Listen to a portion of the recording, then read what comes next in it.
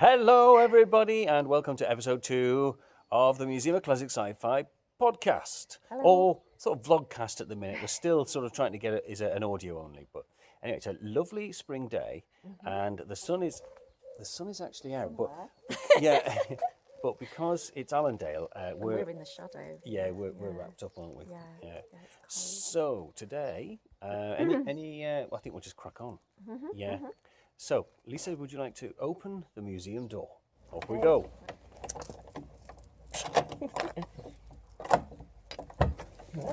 Yes, we're in. A collection of aliens and strange technologies, almost worthy of my own. Such a pathetic planet, Earth. But yet, in the UK, Northumberland, there is such a collection. Yes, a collection so massive, so merciless, it will live on in history. The Museum of Classic Sci-Fi podcast, educating Lisa!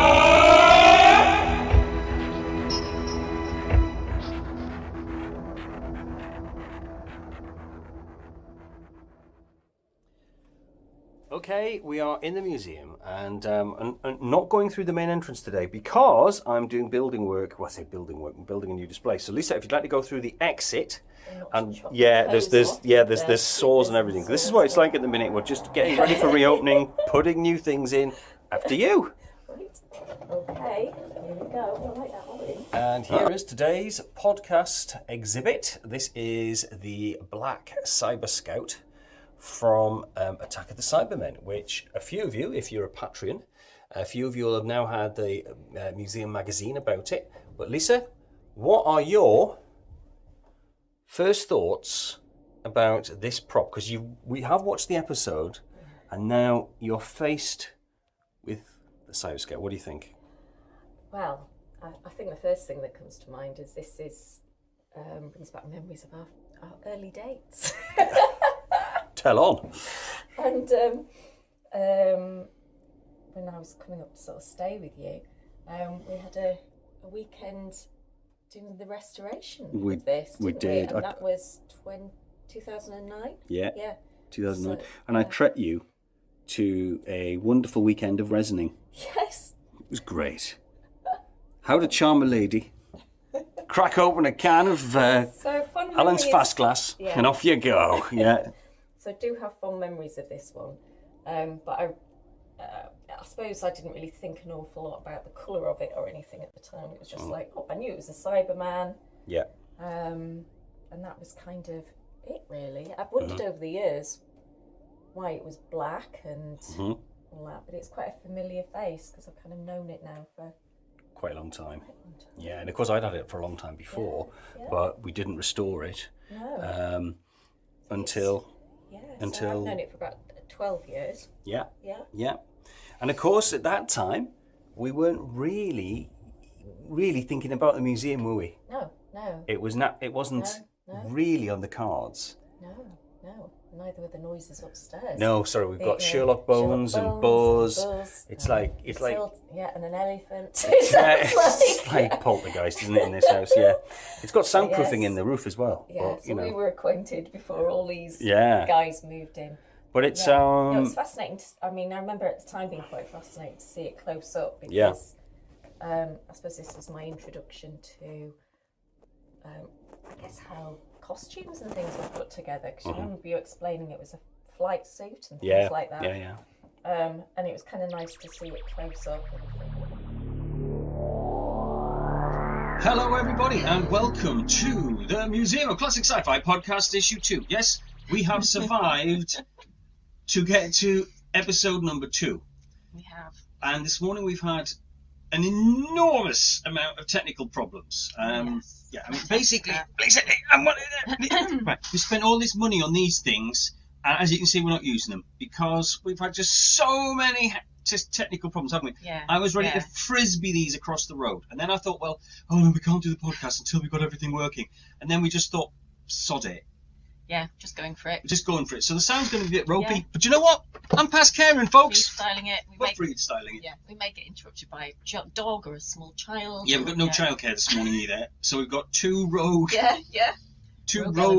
elements and Sherlock Bones the dog, who just slashed on the doll's house halfway up the stairs. He's now becoming known as Slash Gordon. Bit louder. Slash Gordon. Yeah, we've got to speak up because of this really Sorry, small mic. I have a quiet voice. Yeah. So Somebody probably keep kicking me. No, yeah, I'll just be like, just like speak louder. Anyway, as you can see, there's been a lot happening, but bottom line is feedback from last podcast was excellent, and a few people quite rightly said more from Lisa. So I'll try and shut up.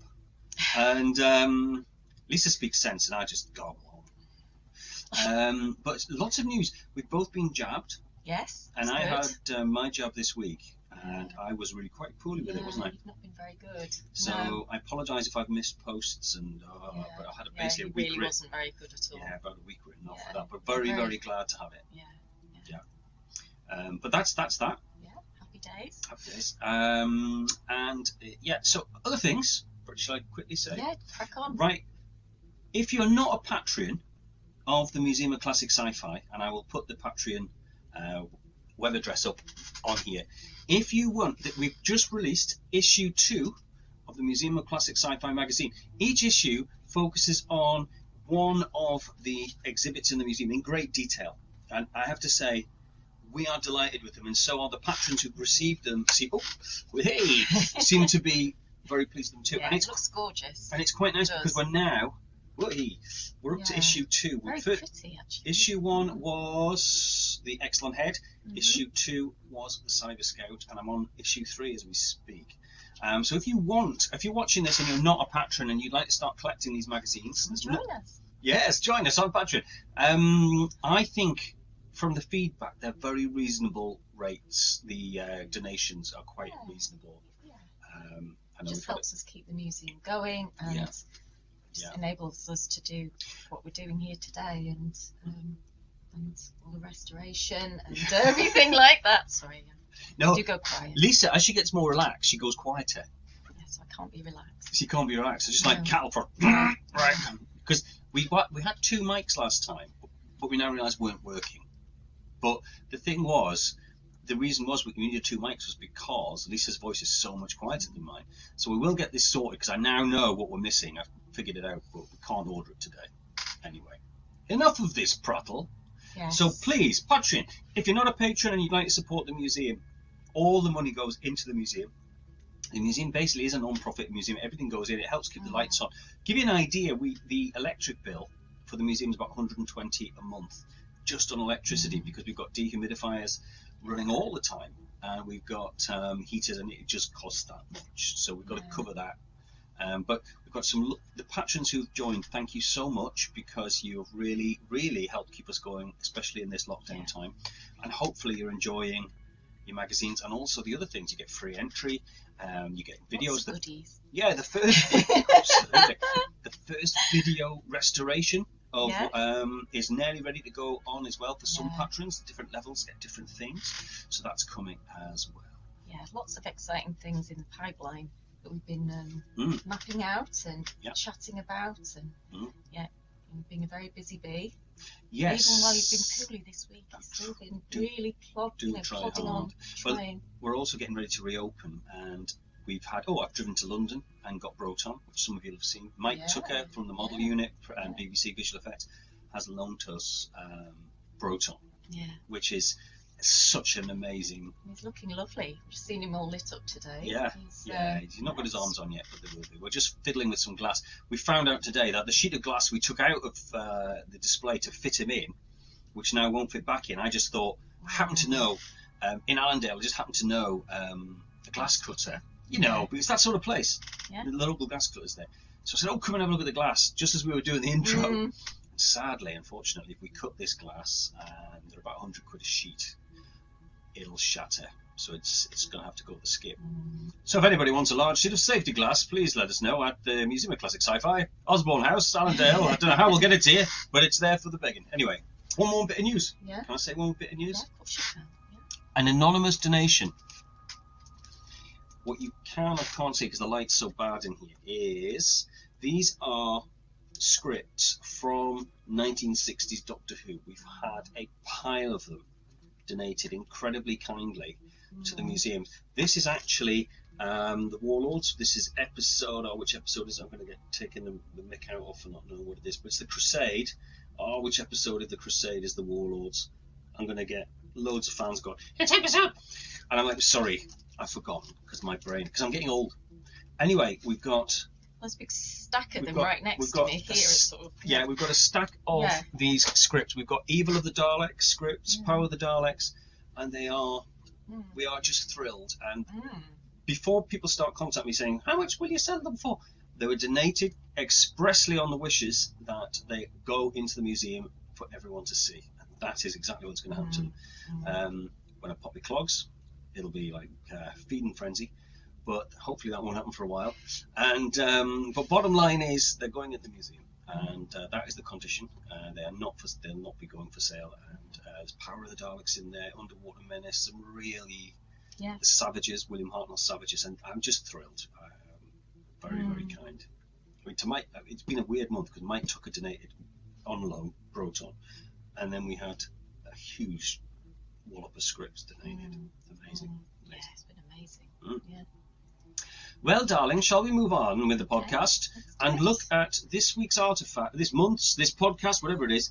This podcast's artifact is the Cyber Scout from Attack of the Cybermen. So this is educating Lisa. Do you feel educated this week? I do, yes, I do, very much. Excellent. Yes. Shall I do the plot synopsis? Yeah, because it's quite a cool I wouldn't know where to begin with this one. Well, a little bit of a change in format, explanation about the podcast itself. We started off, the intention was to talk about the object. Yeah. But what we've decided is this. Look, if you're a patron, you've already got a magazine. And this magazine tells you the story of the Cyber Scout in massive, without being funny. I mean, I've had help from a guy called Richard Molesworth. Now, I don't know if a few of you will have recognised his name. He works on the BBC Blu-ray, the Doctor Who DVDs and Blu-rays, and basically he's a Doctor Who historian, and he has helped provide information. Fans of the show have helped donate photographs, which have never been seen publicly apart from on some websites. So we looked at the actual Cyber Scout costume. So I think for us to then in the podcast to just replicate that seemed a bit silly. Yeah. And we thought actually... feedback, please do feedback, because we can make changes as we go along. Yeah. And say how are you finding it. What we thought... What you'd like to hear. Yeah. What we thought would be quite nice would be if we just continued talking about the story it came from. Because Lisa's... You've seen a few of them when you were little. Yes. But it's quite fresh for you again, though, isn't it? It is. I mean, I haven't watched them since I was little. And today's one is 1985, and I was born in 1975. So I haven't seen them since then, which is quite a long time, really. So, it's quite a long time. Well, there's so what we thought, just in format terms, here's what we do. You get your magazine. You get the magazine. The magazine's available. You then get the pot. Now, you don't have to watch this. Sorry, if you haven't got the magazine, you're listening to this. Don't feel it's not an essential at all. Just to say that if you've got the magazine already, and you want to know more. Yeah, you'll have got a load of information on that. So then what we'll do is we'll talk about the story. I've got a squeaky chair. Would you believe it? Can you hear it? Anyway, and then it's been one of those mornings. Squeaky chairs, microphones not working, dogs barking, having a slash Gordon on the doll's house. Anyway, and then we'll do the live talk. Now, the live talk, if you're a patron, the live talk is coming up the next week or two, and we're going to talk about possibly this, other things as well. But obviously the focus can be feedback on the story, what your thoughts are on the story, on the prop, but then obviously other things as well. But that's the general gist. So on that note, let's start. I'll do very quickly. Look, Attack of the Cybermen, plot synopsis. I gave a plot synopsis for somebody who's just listening to this, who's never seen the story. This one is a belter of a story in terms of, I am not going to tell you the story properly because you would need at least a podcast to go through the story. It is one of the most convoluted Doctor Who stories ever committed to videotape. Is that fair enough? Yeah. We watched Death to the Daleks. Yeah. And I think Death to the Daleks is beautifully... It's much more accessible, I think. Yeah. Yeah, this one is, a different realm, really. It's very complex, and lots of references to past Doctors, past episodes, different storylines. It's I giggled when I said we're starting Attack of the Cybermen, and this went, "Oh, I'm looking forward to this." I was like, "Right, here we go." Yeah. And it was in the magazine. I even didn't bother putting the plot synopsis in that because you need to fully appreciate this story. Yeah, right. Where to begin? There's two ways of approaching Attack of the Cybermen. You can just think Cybermen aren't very nice. Everyone who shoots them, excellent. And that's it. And we'll just see what happens and just let it kind of go. Yeah. Or you can try and actually get every reference in Attack of the Cybermen. And it's a doozer, I'll tell you. There is a reference to the Unearthly Child, the very first episode, about the TARDIS, the junkyard. Kind of unnecessary to the plot. I wouldn't have got that. But it's in there. Then you've got a reference to so many Cybermen stories that you really kind of could do with knowing what happened in the 10th Planet with William Hartnell, which was the Cybermen's first story. Then you've got things from the Tomb of the Cybermen, the Telos. We've got the planet Telos. We've got two planets referenced, Mondas, then Telos, and then chuck in a bit of Halley's Comet, by the way, which happened to be passing that year. And then you also got the sewers from the invasion, and you've got references then in just performance to Earthshock, which had been before with the cyber leader, and I'm losing you already. And to make it worse or better, depending on the point of view, you've then got the character of Lytton thrown in from Resurrection of the Daleks the year before, as a sort of space mercenary. And by the time you whack that lot in, and you've even got a reference to the Time Lords, where the Doctor at one point thinks the Time Lords have sort of orchestrated the whole affair. And it's like, I forgot about that one. Paranoid. Yeah, and it's just like, have they? Oh, is that? I don't know anymore. So, suffice to say, in a nutshell, the Cybermen are trying to stop their original home planet being blown up by using Halley's Comet to destroy the Earth, I think. They're also going to destroy their adopted planet, Telos, for reasons, for atmospheric testing of weaponry on living creatures, the cryons. And Lytton is a double agent, and I don't care actually anymore. That's as far as I'm going to say about the story. I'd certainly give it a watch. It's enjoyable. I'm going to stop there and ask you, what did you think of Attack of the Cybermen? Well, I have to say it wasn't quite as enjoyable for me as the previous one. Okay. Although I did enjoy it. It was nice seeing it with sort of fresh eyes after all this time. I guess one of the big things is I can remember from when Colin Baker started. I'm sorry, Colin, I didn't really like his Doctor very much. So, and I didn't like the sort of relationship between him and Perry. It just seemed a bit sort of prickly and spiky, and I can remember not liking that as a child, and that coming forward with me today, but I was trying to look at it with fresh eyes. I think it has to be said, the outfits, dear me, probably jumping a bit too soon onto that, but visually I can remember feeling quite upset by that as a child. I think as Doctor Who fans, we're so used to Colin's costume, we're so used to that costume. It is the Sixth Doctor, and I almost don't see it as much, but I think I still fresh do. eyes. It's like, it just, bearing in mind I haven't watched really any of those since they were out, and I can remember at the time not liking the costume, not seeing it all that time since. Well, of course I've seen it around the house in bits and pieces. You can't avoid the Doctors in our house. But we have a normal house. Yeah, go on. That's debatable. Yeah. But yes, it's a very bright, colourful, costumey costume. It's not realistic. I can't just see somebody getting out of bed and thinking. Right, Do you know what I think's worse What? than the Doctor's costume in this? Harry's costume. Yeah. Harry's Same thing. costume is worse. Now we know. Excuse me.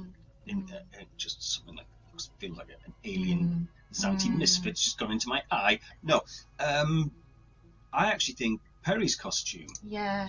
I mean, I remember as a 15-year-old male finding Perry's costume quite interesting, but now looking at it as a mature sort of Not a adult, nice costume. it is without. Let's be honest, it's diverting. Yeah. It takes your mind off the story, It's especially not when what she would wear. I don't think as a character. No, and that was sorry. I was going to say was both the actors have expressed time and again they weren't happy. I mean, they both had to accept that's what they were wearing. You can't erase it. Yeah. But I don't think either of them bad choices. And they were the face of the show, weren't they? Yeah. And they had to wear them, which is a shame. Yeah. Thinking I was 10 at the time, you know, and all I wanted back then was a sort of like colourful rah-rah skirt. Even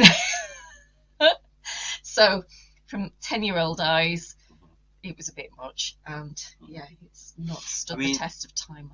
In the sewers, the scenes in the sewers, which when I was researching the magazine, you realise that basically there's discrepancies in what the black Cyber Scout looks like on screen. Now, sometimes it looks like a black silhouette, and sometimes it looks gunmetal. And what I realised was the scenes where it looks gunmetal is because all the lighting in the scenes had to be altered and the background levels raised because the cameras couldn't manage. The colours were so strong on Colin and Nicola's costumes, they literally bleached out everything else. So what they had to do, instead of keeping the sewers really murky, which they wanted to because they were sets, and they had to raise the light levels up so high, which means the Cyber Scout ends up looking a bit different in some shots, and that was due to the sheer, the technical limitations of the cameras. Just could not handle the intensity of the colours. Yeah. But of course, it was the 80s, of course. Yeah. It was the 80s, and I suppose it's just a good example of colours of that time. I mean, on a sort of side note, you put on Saturday Morning Superstore, didn't you, for Matilda? She is 10. It's on the DVD. It's on the DVD. She was like horrified.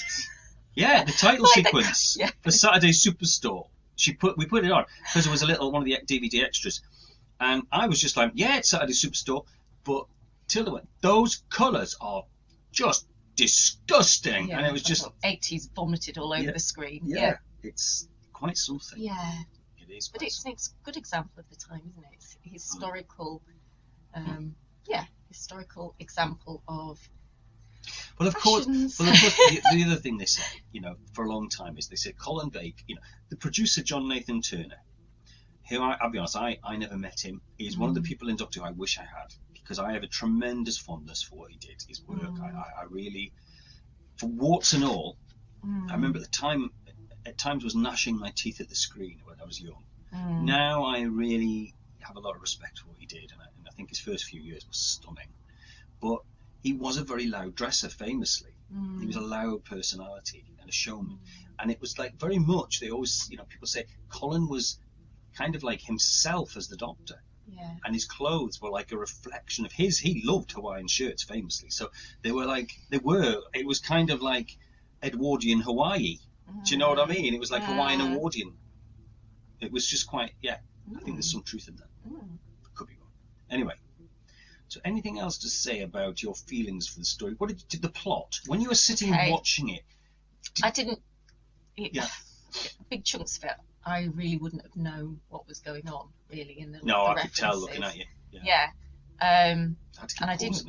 I wasn't quite as into it as the previous one. I was quite enjoying being in that world, whereas this world, I was like, oh gosh, they're just really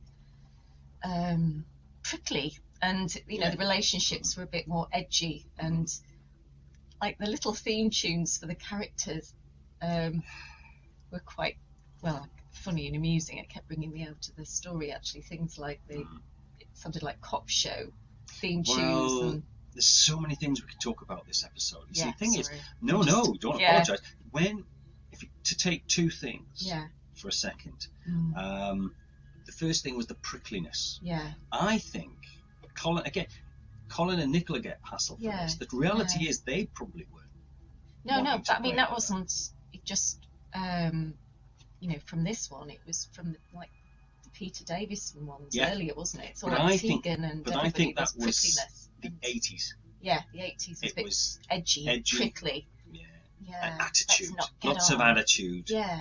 Instead of things being nice. Yeah, I like it being nice. We've gone from the good life. Yeah. And we've gone into a more cynical time, effectively. Yeah. And everything was more violent, and the violence level inside this Attack of the Cybermen was really dark in places. It's like, I can't do that. Yeah, let's behead this Cyberman. Let's shoot it in the face. Let's have blast its arms off. Let's just.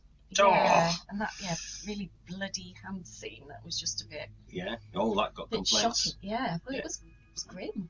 Yeah. Well, you've got to look at it, I think, in context. As all of these things, in context of the time, it probably was. It did get complaints, but it was not. I guess it was the time of the TV cop shows and things, wasn't it? And sort of kind of violence and edginess and things like that. It's never something I've enjoyed watching, especially. And I think Doctor Who being put into that cynical, violent world sits a little bit uneasily. Yes, I'd say that. The next story, Vengeance on Varos, which is about TV violence, I think it works far better because it's about violence being exploited. That becomes the subject, so that's actually very salient. But I think this story, it's a bit like it is just to shoot them up, and I think. Okay, in a nutshell, we just had Earthshock a couple of years before, 3 years before, we've had this story Earthshock, which we'll have to watch. The Cybermen are the same Cybermen, but they're handled really well. They are sleek, they are it's just a great story. And it's like suddenly within the space of a couple of years, you've got this, where the Cybermen have just become fodder for being blown up. And it's like the Spectacular Death Show. It's like, I didn't realise the Cyber Scout, when it goes down, gets its legs blown off. I had no idea, because normally it's like the Cyberman gets beheaded, he gets shot in the face, he gets stabbed, blah blah blah. But then when you look, actually, when I was again looking at the magazine, its legs get blown off. It's like, what else can you do to a Cyberman? Yeah. Well, I guess in other things, there were, like it was like in films, there were the sort of scary horror. Gore films, absolutely. Wasn't there? So I wonder if they were trying to kind of match some of that. Like just thinking about the influences, why they might have gone that way, blowing off, Cybermen legs and shooting them in the head and blood. I guess it was the time of like video nasties and things, wasn't it? Yeah. And of course they couldn't go all that way, but there was an influence, I think. I mean, I think, that edginess. Yeah. If you think about films, they were getting a bit edgy and a bit arsey. There was definitely gore. And practical special effects. I mean, you'd have things like John Carpenter's The Thing. Yeah. You'd had, you had people, Sam Raimi's, and you had all these different. I mean, I loved all that. Yeah. Loved all that stuff. It just However, doesn't sit easy. Yes, it's like I've said this. I just recently rewatched The Torchwood. Yeah. And there's something about the sort of like this casual swearing, and the slightly up violence level, which for me. Yeah. I know there's some Doctor Who fans are desperate to get it tougher. It's not for me. No, not. To me, it's like just different preferences. Yeah, really, it's like it's like some people what you think different expectations. Some people think like you must be namby-pamby with Doctor. No, my favourite sci-fi film is probably Alien, which is full of swearing and a lot of nasty bits. Bottom line is, it's just context, and I go to Doctor Who for something quite particular. And it's a comfortable. I don't know. Yeah. I don't want to hear swearing in Doctor Who. No, and I mean, one of the sort of early lines in the program when the Doctor and Perry are sort of talking together, and I'm just sort of thinking, this is a bit, prickly, and they're not very nice to each other. And then the Doctor says, "Don't be afraid, I won't hurt you," and it just was like, the Doctor shouldn't hurt her, and he shouldn't be saying things like that. It just didn't feel quite right for me.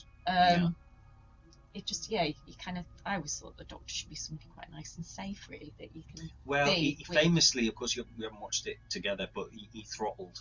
He was unstable.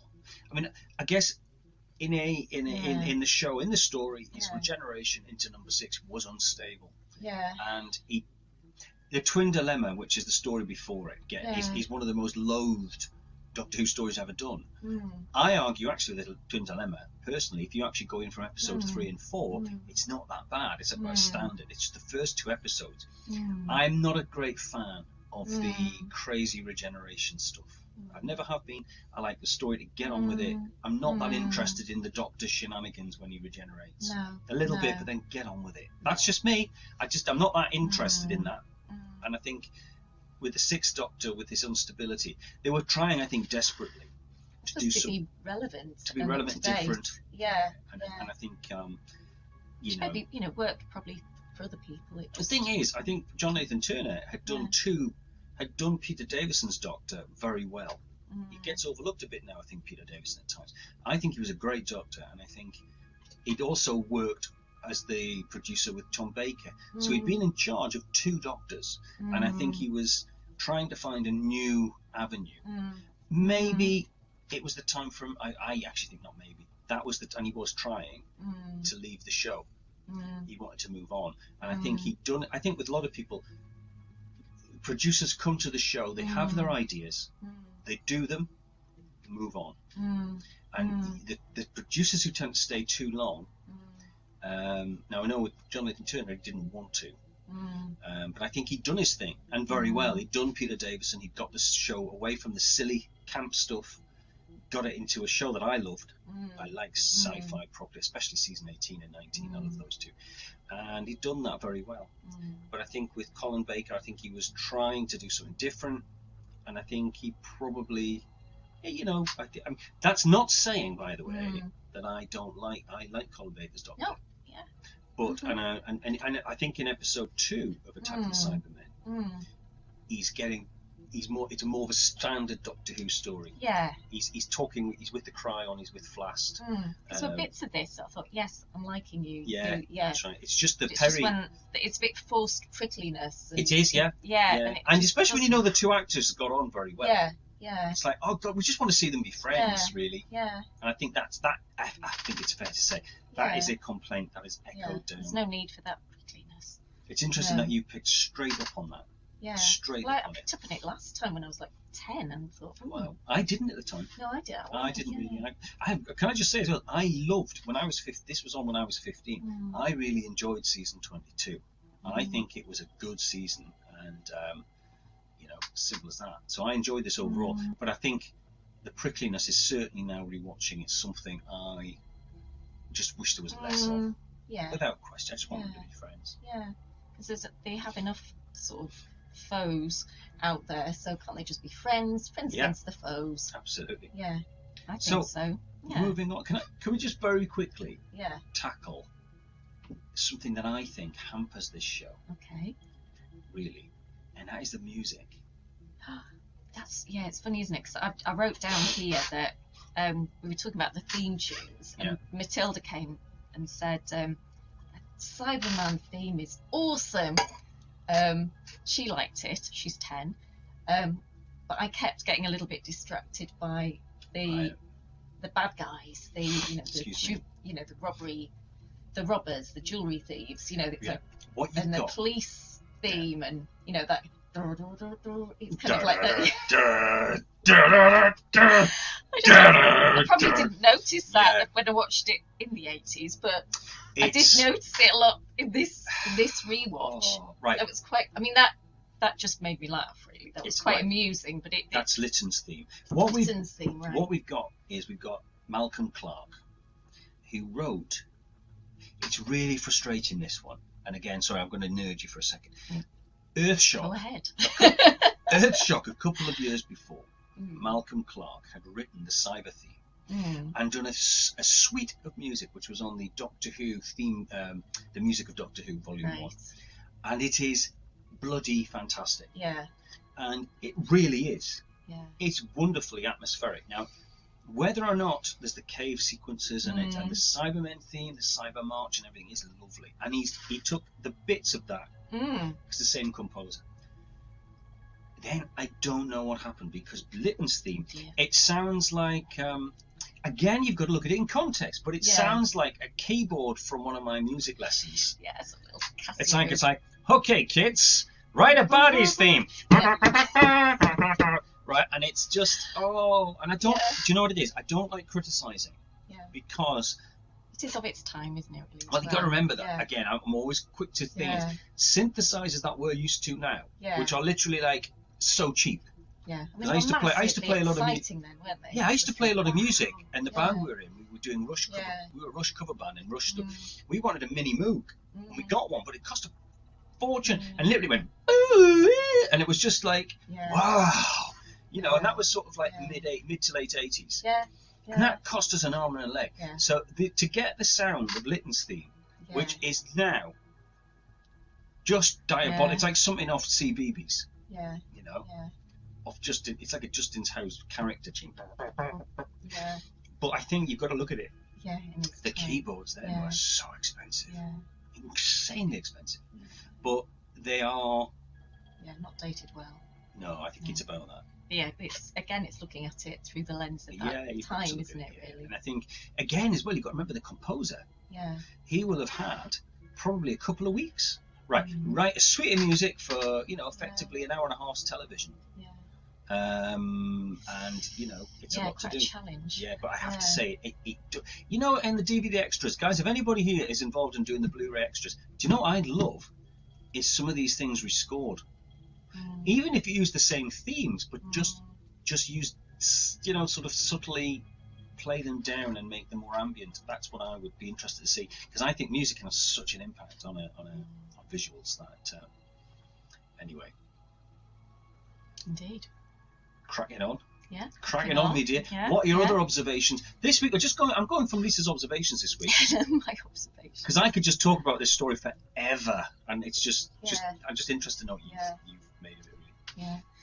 Well, I guess sewers to start with. I know you mentioned the lighting levels, but they look like clean sewers to me. That's the lighting levels, folks. The set designers were fuming, Yeah. and it was all to do because I actually always thought the sewers looked quite good in this show. Well, yes, they look good, but I mean, to be trotting around in stilettos Yeah, well, that stay yeah. clean, Yeah. kind of, I imagine it wouldn't be really very nice down in the Music's sewer. nice in the sewer, by the Yeah, way. yeah. It's a Yeah. it's a bit nice. You know, and even if it was like smelly vision, I don't even think those sewers would have smelled bad because there's nothing in them to smell bad.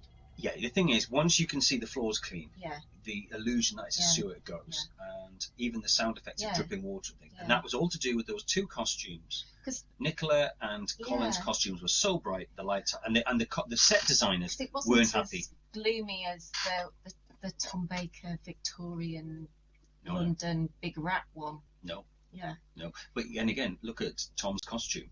Yeah. It's lovely. Victorian Yeah. garb, isn't And it? nice It's- sort of dark Yeah. greeny reds. And yeah, things which like aren't this. saturating the Yeah. electronic cameras. Yeah. Yeah. And the Yeah. and so that was literally So as a result. that's something that stuck out a little bit. That's interesting. Yeah.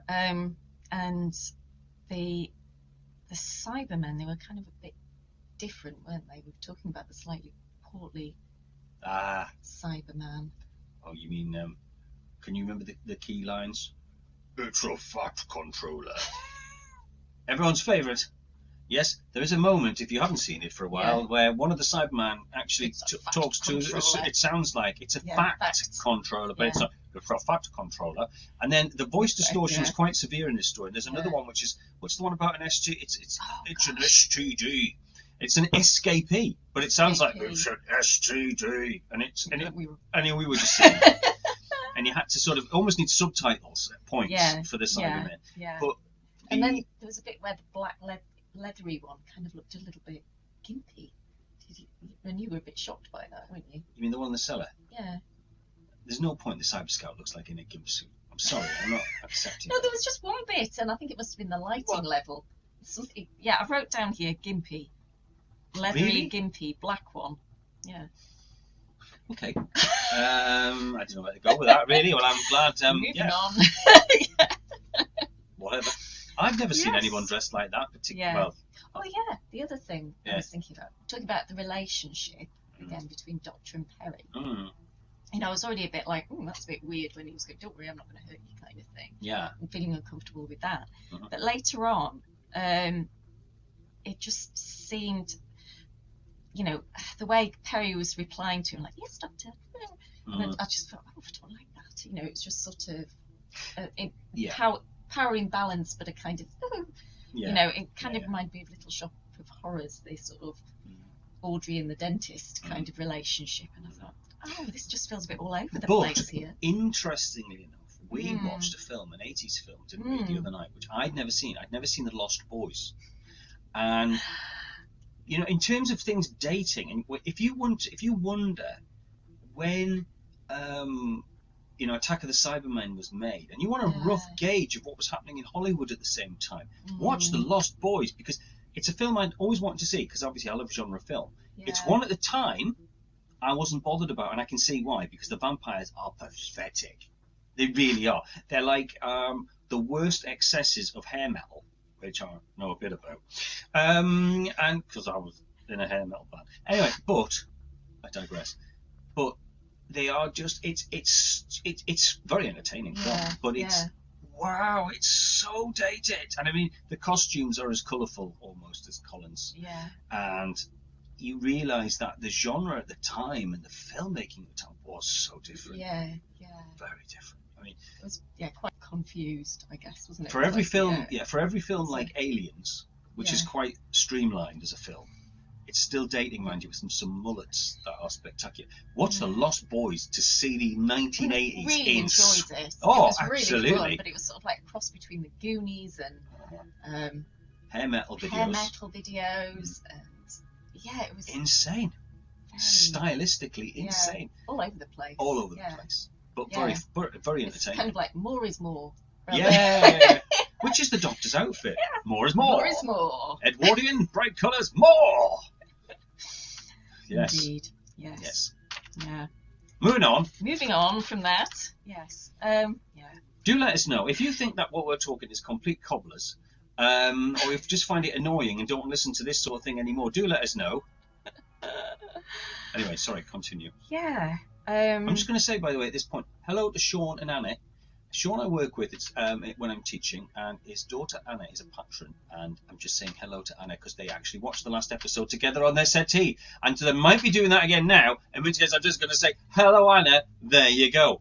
I miss you in the art class, by the way, and that's it. Right, back to podcast. Okay. We were talking about mishearing things. Yeah. There was that bit where they were in the tunnel, and I was like, what's he called? The cop. Do you remember when we sat watching it? Yeah. I think Colin said something, and I think, what's the cop called? Is it Bellend? Yeah. The sound quality. At least I went, what's he called? Bellend? And I went, no. I've read the script. No, there's no one called Bellend. Oh, we had to rewind it. Yeah, until then my daughter who's watching it with us went, it's called Bellend? No, it's called Griffiths. I don't know, what was he saying? He was saying something. There were so many distortions of voices in this one. Maybe it's partly we're getting old and we need to have hearing tests or something. But age, yes it would be quite good. I wish they had been called Bellend. That would have been so good, wouldn't it? When the Cybermen going, is Bellend been captured yet? Yeah. No, he has an STD, fat controller. Anyway, yes. Do on. Sorry. Just thinking about that policeman again. What's he called again? Lytton. No, not that one. Griffiths. Is that the policeman? Yes. The one that's undercover. Yes. Pretending to be a robber. Yes. Yeah. Okay. Because that scene where he shoots the Cyberman in the head, that was quite grim. That's the next thing that I put down as that shocked me. Actually. She shocked you. It did. I mean, I don't expect. Yeah, I see. I guess I mean? The thing is, as an old Whoey. Yeah. I won't say Whovian because it offends certain Who fans. As an old Whoey, I'm so used to that story that it doesn't. Yeah. But you're right. Yeah, somebody shooting a sentient creature in the face. In the face. I mean, just like point blank It was straight point onto it. blank. Yeah. That I was quite shocked by that, really. And I was just glad that Cybermen don't leak lots of blood and things like that, because that would have been green hydraulic fluid. I think. I know, but it wasn't. I mean, it wasn't like a splatterfest. It was. It was just a canny shot. Just felt a bit forced, like Oh, Ooh. that was absolutely forced, isn't it? Yeah. That's a classic case of, it's like the dummy on the ground. You watch the Cyber Scout dying again after Colin's blown it up. You just watch it, because I'd never... they've wired up its chest. It gets stabbed in the chest. So far, so good. You think, yeah, fair enough, bang. Yeah. It's on the floor. Then they film it, and then you watch it, and so its legs get blown clean off. I find that even more... Is that more shocking than being shot point blank in the face? Well, yeah, it's neither's very nice, is it really? No. Anyway, moving on to sort of the cryons. Yeah, go. Oh, the cryons, right. Sorry, that was Yeah. Lisa's phone that just went. This is the most unprofessional... Sorry, guys. Yeah, unprofessional podcast ever today. Yeah. The cryons, right, what do you think? Well... Because we've got one in the museum as well. Yeah, and it's funny because I wondered what story that one had come from, because it's a really, really pretty... It is a pretty costume. Yeah. So it's nice to sort, to see which story it had come from. I don't remember that from watching it the first time around. Interesting. Well, they're in part 2, so it's possibly saw part 1, then probably went out doing more important girl stuff. Like climbing trees. Like climbing trees. Yes. Absolutely. Yeah, playing swing ball. Swing ball. Yeah, favourite things to do at that time. Yeah. Yeah, I mean, she's beautiful, really lovely colours, and I love all her long nails and the rainbow iridescent stuff. But it's kind of funny as well, looking at it and thinking that it's kind of made out of stuff that you'd find in a standard Interflora. Do you know, you're shattering my... This is what happens, by the way, when you watch Doctor Who with your wife. You know what I mean? This is... Yeah, I'd probably whip one of those up, really, with a bit of cellophane. Well, but it wouldn't be very environmentally I am friendly. going to stand up for I the think it's cryons. beautiful. I really do. It's a good use of the... I mean, I suppose it was modern materials at the time, That's it. Yeah. The head... Well, okay, the head, I would love the chin piece. I've got the head from Flast, Faith Brown's costume. Yeah. And unfortunately, it's missing the chin. I noticed as watching, they've got a chin piece. They're actually quite difficult to make, because you've got like a back form plastic. Yeah. And then you've got sort of, those... You really need a trip to Hobbycraft now. You might be able to get something. Yeah. It's like pearlized, isn't it? Which was in at the time. Well, yeah. 80s was very, lots of pearlized makeup. I remember lipstick. I went to see Rush in 1987. Well, no, not pearlized makeup. Rush, as drummer Neil Peart, he had a sort of pearlized kit. It was white with like when the light caught it, it was stunning. Yeah. It was absolutely stunning. Yeah. But I digress. However, the cryons, I think the costumes, when you see the costumes, they're multi-layered. And I think, God, I mean, the problem, right, it's Doctor Who at that time with a budget of really, and then they're in this tiny little studio trying to act freezing cold, and I think it was a really tough. Yeah, no, I mean, I think it's a beautiful costume and lovely. What was a bit sad is sort of realising that the character Blast. Yeah, thank you. I was thinking what she called. The other one's Ross, Blast, Barn. Thrust. Thrust. That's right. We thought one was called Thrust. Just a bit sad, sort of knowing that actually the one you've got downstairs has got all the lumps on her head, and that was because she'd been hurt and tortured. That was sad. Typical BBC, old BBC exhibitions. What I've got in the museum, what I'm very pleased about, is that with the Cyber Scout is a cryon costume. To my knowledge, I'm sure there's another one or two out there, but it's the one that was on exhibition for many years at Blackpool and Longleat. But when I had to get it off the old mannequin it was on I forget the name, the actress. It was on a different actress's mannequin, and then it was Sarah Green's outer costume, Sarah Burgess inner costume, and then Faith Brown's mask. And at some Sarah point, Green in it.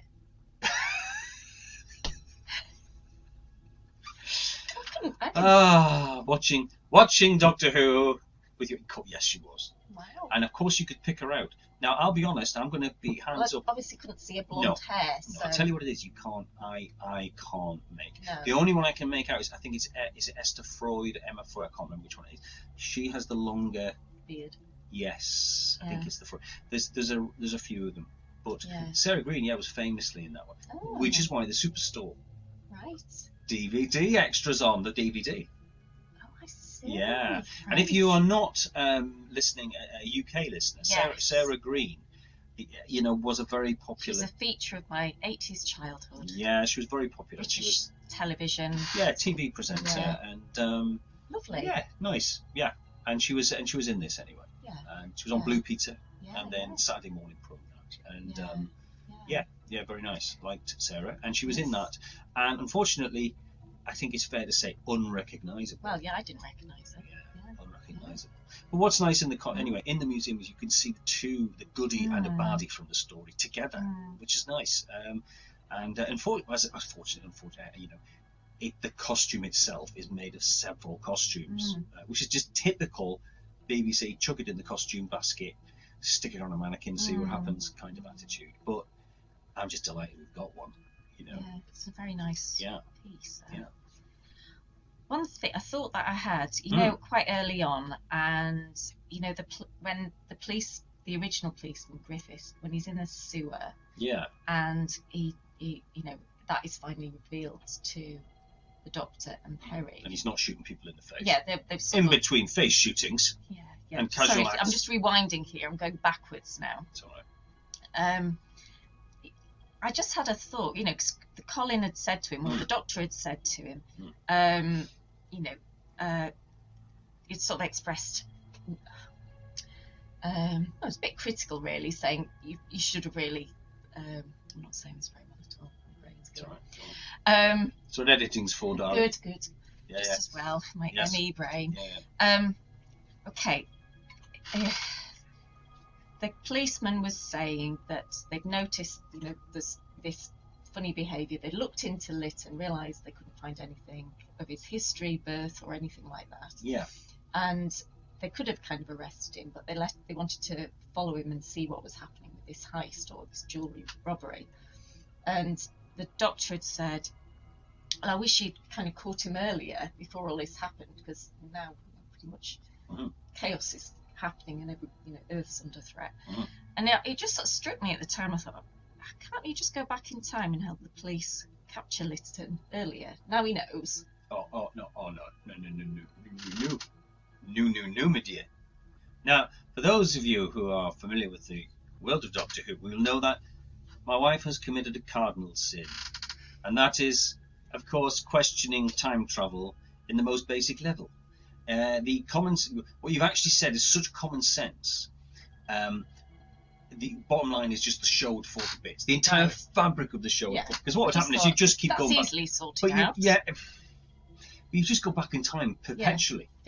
Fixing things. You'd never. There's a good Outer Limits story called, it's one of the new ones, where she goes back and kills serial killers. Yeah. And I forget what it's called, Stitch in Time, I think. Anyway, really good actress in it. Yeah. And she goes back and she keeps correcting what she's done. Yeah. And the present keeps changing and changing. It's a really good time travel story. Yeah. And it's that effect. You would end up.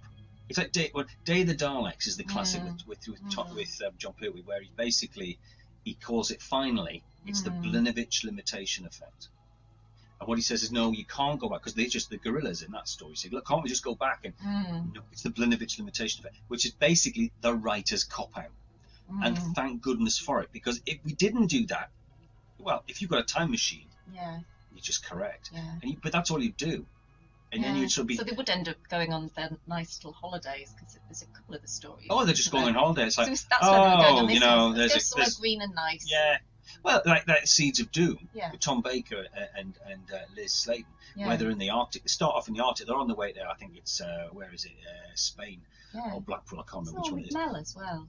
Yeah, it's just it's like they turn up somewhere dangerous. You just say, right, stuff Sort that, out, drill it fix again. Then we're off on Yeah, holiday. we're off on holiday. Yeah. But no, the Blinovitch limitation effect was brought in to stop that question. Right. Because it's a question. Because you could throw that at Doctor Who all the time. Right. You can't do it. You'd never get anywhere. Is it some sort of ethical thing then? It's not ethical. Doctor? It's just you never get on with your story. Right, You're just like, right, he's been shot. Oh, I liked him. Oh, come on, we'll pop back 5 minutes and stop him. Oh, he's not been shot now. Oh, but he's just tripped over and smashed his face in. Oh, I like him. All right, quick, back in the TARDIS. Oh, he's okay. How you'd never get your story would just go Yeah, sort of one step forward, 3 steps Yeah, back. you just never get anywhere. Yeah. True. Yeah. Yes. I'll leave you to think about that one. Yeah, I am thinking about it. Yeah. Yeah, go on. Next. Noticed that there was a scene Yeah. where they were talking about when the Doctor was being questioned by the Bisto, and when he was paranoid. The Bisto lady is shorthand in this house for trial of a Time Lord. So we'll just keep going. Yes. That was the paranoid bit, and I remember you watching that one with Matilda, where he was being, the Doctor, Colin Baker's Doctor, was being questioned by the Bisto lady. I can't remember her name. She's lovely. Yes. Yes. He was wondering whether there was something like that going on in this story, where he was being held to account and in a trial, basically, for his behaviour. You've got the Was he being set Linda up? Bellingham, by the way. If you are in, if you're not a UK resident and you're not familiar with UK domestic products in the kitchen, Bisto is a gravy granule, and Linda Bellingham, who plays the Inquisitor in The Trial of a Time Lord, played the Inquisitor, was the Bisto lady. Yeah. She was the head. She basically spent most of her acting career stirring gravy. Yeah. And what a wonderful range of gravy-based dishes she presented to the audience over the years. Anyway, digress, that's what that's about. But the point in the story we're talking about is at one point when the Doctor is in the big fridge with Flast, he suddenly shouts at the ceiling, "I was like, no, I won't," and basically he's having a rant at the Time Lords. Now, he did a similar one in Brain and Morbius, which we haven't seen yet. And again, basically the Time Lords have throughout the classic show is at times use the Doctor as an agent of change, and I think he's looking at that moment and thinking, oh, you want me to interfere. I have to say that to me, set up. I mean, I'm watching it as a hardened Doctor Who fan, and I'm thinking, whoa, this is another element. We're chucking in a bit of Time Lord paranoia. But I think to the casual viewer, I think that was probably, I wouldn't have noticed it had you not been watching just that thought it was a bit of a beforehand. With Matilda watching that one. But would you've known what he was ranting about?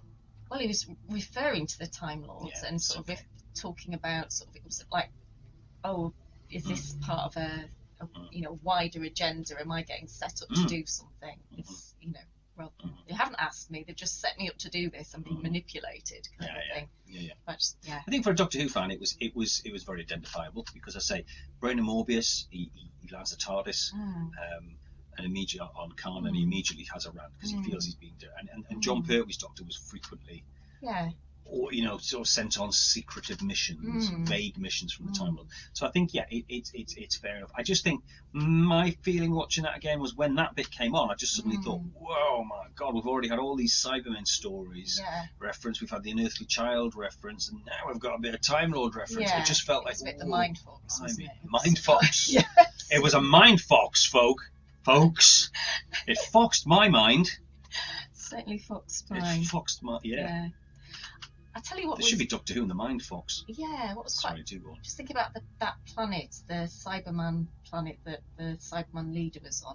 Telos, that's the one. Yes. Yeah, that was quite interesting. So it had a kind of grey shading about it. The outside scenes, the locations. Outside scenes. Yeah, I mean, it was an interesting fact. Again, to Doctor Who fans, I apologise. Hardened Doctor Who fans. The quarry that was used was the same quarry used in, I think, 1967 for Tomb of the Cybermen. Right. For Telos. Right. Which is a very popular Doctor Who story. Yeah. The Cyber Controller, who we know this was a slightly portly shape, is the same actor who played the Controller then, which I thought was lovely. Nice continuity. Yeah, I thought it was lovely. I mean, obviously they didn't realise that he put on as much weight. Obviously, bless him. Yeah. He aged several decades, so the chances are, I can attest. Like they're sort of costumes that can sort of expand. If you look closely at the Cyber Controller, you'll see this tape. There's literally there's literally gaffer tape and things holding the back of bits and bobs up. But that the actual, I think people criticise Doctor Who frequently for using quarries. I actually think they did great. Good. Yeah. I love quarries. Yeah. I mean, I like quarries. Sorry, I like quarries. I do like quarry. I like pottering in a quarry. Just for recreational use, but no, I also think they look great as alien planets. And I did like that idea of the guys outside, the sort of the half Cybermen. Mm. When you explained that they were Cybermen that were partially transformed, but it had gone a bit wrong. Yeah. That was a really interesting idea. Yeah. I thought. Yeah. And again, the characters, Stratton. Yeah. It was like, right, here we are. And then the other one was sort of slightly. Do you want to see my cyber hand? I'll Yeah. crush your bloody hand off you. Yeah. You know, and it was a bit sort of, Yeah, I've got one instead real of like, sort look, we're desperate to get off this of planet. hard nut and a Yeah. posh boy kind of thing. It was like, hello, yes. hello. Get over here, you flipping muppet. It was, it was a bit, It was an odd combination. Yeah. I thought. But I did like 80s. Yeah, did like the idea of these sort of like half human, half mechanized. You know, I mean, there's something very horrific about having their arms and legs chopped off, and Yes, I it's agree really with you dark, on that. that. Yes, yeah. Well, the Cybermen Yeah, are a dark concept. yeah. They are a You know, scary I found creature. my mind going, well, I hope they use some anaesthetic. I thought they probably did, because I mean, they're not look, very nice. Here's another bit of Doctor Who opinion from an old Doctor Who fan. The new series, Cybermen, right now, just to be clear, right, as you know, I'm not a great fan of the new Doctor Who show, but it's not because I think it's bad, it just isn't quite how it's done. The storylines and the characterization is not quite what I enjoy. It lacks a bit of the innocence, for want of a better word, of the original show, which I actually do like, and that's a preference. But the Cybermen and the monsters, the designs and the actual realization of the new show, Cybermen, is brilliant. However, again, it's not quite to my cup of tea in terms of storytelling. And what I liked about the original variations of the Cybermen was they were clearly men in suits, and the idea was, to me, it was almost like especially the 80s ones. I think it's like a suit where there's going to be chemicals, body fluids. What was They're the not. smell? Why they've got, were they rotting? because you've still got bits of limbs inside. So that was the smell that they Yeah. kept saying they could smell. Yeah, death. absolutely. And you've got things like they would become That's not diseased, the body parts. Yeah. And the thing is, I think what the new Cybermen don't do, they've Yeah. become very much sort of RoboCop, Iron Man, Yeah. robotic. And for me, that's not as exciting. Yeah, I there's like something really quite revolting about something rotting inside a. you've got suit, things. I'm just trying to think. biological. Actually, I've got up here. Actually, I just reach up. It's a bit like the Borg, because they were a bit, I imagined, Yeah. when they went on that ship, it was going to be a Yeah. bit smelly. You see what I've got here, guys? This is actually going to go in the museum. I don't have many new series pieces, but this is a production-made hand, a Cybus Cyberman hand. And if you look at it, it's very like R2D2. Where's the camera? Yes. It's kind of a bit like an R2D2 hand, and it's very Yeah. robotic. It's great. Don't get me wrong. It's a beautifully sculpted bit of work. But for my mind, in terms of the design, there's a guy called, I think it's Matt Savage, who did some pre-work for the new series, and he did one where it's beautifully designed helmet and chest, but it looks like it's in calipers, Right. and it's got sort of tubing, and it's like Yeah. chemical suit. Yeah. And it's that idea, it's still a man, not a robot. Yeah. And I think the Cybermen in the old show were more sort of people. Yeah. I mean, they're dated, and you can take the mick Yeah. out of them very But easily. it's the idea, and Yeah. it makes you think about it, doesn't it? And I think the new ones just went too robot-like. Yeah. Beautifully done. Yeah. Don't get me wrong, beautifully done. And I think I like the idea of a chemical survival suit. It's like a life support suit. Yeah. And the Harrier suits were really good because they had the tubing, which suggested fluids and Yeah. water and perhaps things that were essential to keeping the gooey bits going. And that's the thing I think the new ones miss a little Yeah. bit. That they just look like clunky, and even the way they walk with their fists, which they're not. Yeah. They're just still sinewy, living. It's smelly. Yeah, and and their flesh is decaying, so these suits are desperately trying to keep them going. Together. And I find that's a Cyberman for me. Yeah, If I was in charge of the show, I'd be That's heading much off. more horrific. I'd And that chance be that if heading they off down. catch you, that you would have this horrible surgery, probably without anaesthetic. And I think, I don't know if you saw you probably didn't, the Timeless Children Doctor Who. Sorry, I'll stop. In that one, you've even got the Cyberman's heads detaching and flying off like drones. Wow. Well, it just, to me, I mean, it's great special effects and everything, but it's like, no, we've gone away from the fact they're like they're like human beings on their last legs, Yeah. being supported by chemistry and physics and mechanics, and you've got a body in there. And then when you've got them just like detaching and flying off like little TIE fighters, to me, honest, that body, they just become They're all just robots. Just really, robots, aren't and they? they're not Yeah. particularly interesting. No. They're just like No. they're just like a gimmick, and Yeah. I'd love to see them back to Yeah, the idea of being kind of yeah. physically, surgically altered Yeah. against your will. I'll is see as grim. I'm putting this podcast together, the video, Mm. because obviously a vlog at the minute. I'll see if I can get some of those Matt Savage pictures and slap them on. Please, Matt Savage, if you contact me, if you don't want me to do that, if you read this, I'll take them down. But I'll see if I can get them because they're brilliant, and they've got this, as I say, it's a person inside. That sort of transformation of Lytton at the end into Yeah. Cybermen, it's grim. It's a really Yeah, dark, it's good, isn't it? especially when you That's a find good out bit of it's the show. actually, hopefully it's not too much of a I spoiler like alert. the way Lytton as well says the drugs are affecting my I'm like, brain. yes, yeah, it's really, oh gosh. That's really good. yeah. Now I know in the new series they decapitated them or took their brains out and just put their brain Yeah, in the suit. Yeah, Yeah, that's pretty horrific. But to lose your but I brain, still to think lose it's your- better that the whole body's just being taken over and yeah. you're losing sense of yourself and your identity. That was a Just really as the doctor finds out that actually Lytton was, on his side, really. Or Yes, at least kind on the of. side of the crayons. never quite got that. No, it was a bit. Yeah. No, it didn't seem that believable somehow. Yeah. But that led into. Yeah. I mean, you would never have guessed that he was on the side of the crayons until that crayon mentioned it. Really.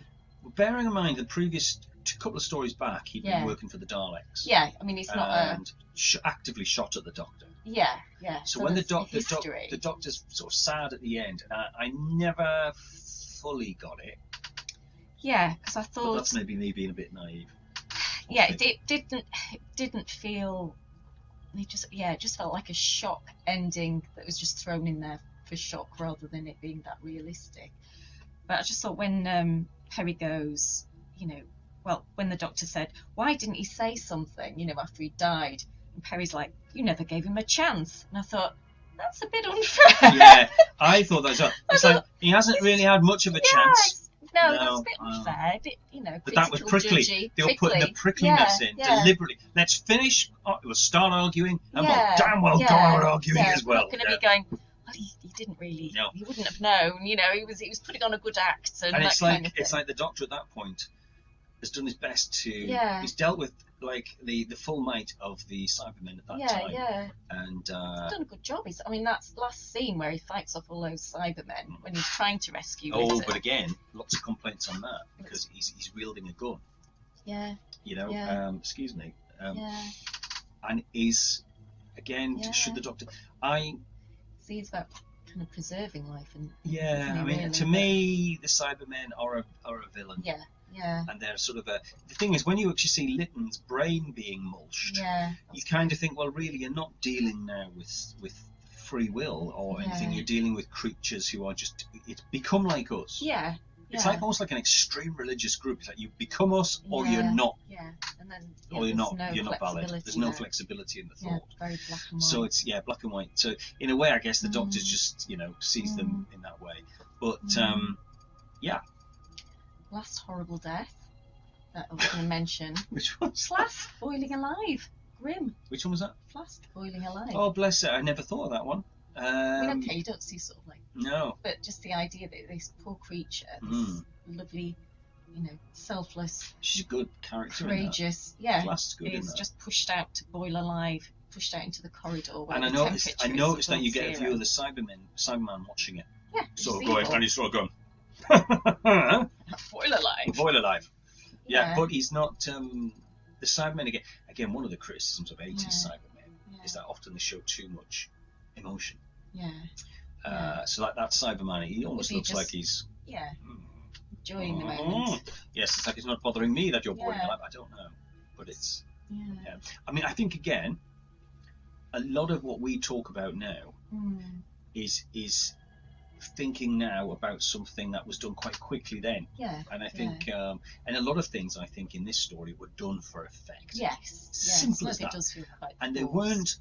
weren't probably sitting there thinking people are going to rewatch and analyse this. Just like, right, what would be cool? Bit of- yeah, just entertaining Saturday night telly rather than.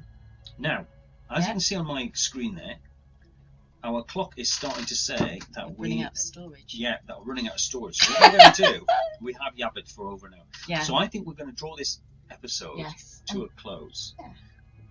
is there any final thoughts you have got to say about No, Attack of the Cybermen? apart from the nice model spaceships, they were nice. Very nice. Yeah. Very nice. The miniature Telos, the landing on Telos. Yeah, seems- that was nice. Yeah. I think my overall view of it is, if you haven't seen the story, by all means, I'm sorry, it sounds like we're being negative. I would It was good. I enjoyed it. I did enjoy it. I would strongly recommend you. Imagine you're living in the 80s. Yeah. And sort of viewing it from that perspective. I would strongly recommend that you go and watch the earlier Cybermen stories, which, again, if you want to know what they are, they're in here, and you'll find in many Doctor Who episode guides. Very comprehensive. But yeah, I would go and watch those, then watch it, and you'll find it a far more understandable experience. Yeah. that would be Do my watch advice. it though. But what I'm going to do now, a bit of a sharp exit before the computer crashes on us, because we've had a tech day of hell, is I'm going to say farewell for this episode. There will be an extra special bonus material episode with myself and Simon Horton, and that will be for patrons. So if you want the bonus content, again, that's one of the extras. Apart from magazines, free entry, there's bonus content as well. So I'll be putting, as I say, the patron page up as well with this episode. But I'm going to say for now, join us next time for a look at The Thing. John Carpenter's The Thing, the prequel The Thing, and the original. We're going to look at The Thing. Hooray. So Yeah, I'll say looking forward to adios that. for now. Bye. Bye-bye. Computer, don't crash until I press the button. Don't do it! To link it. Hang I have a on. little person. Little person. Oh. Hang on. Who is it? Oh, My cube. that's Oh, brilliant. we can Right, fix- down you no, go, we sweetie. can- We can Be fix careful. it. You're standing on like wires. Don't worry, I'll Don't fix commit. it. Yeah, we'll fix it, sweetheart. There you go. Thank you. Oh, Right, off you go. No.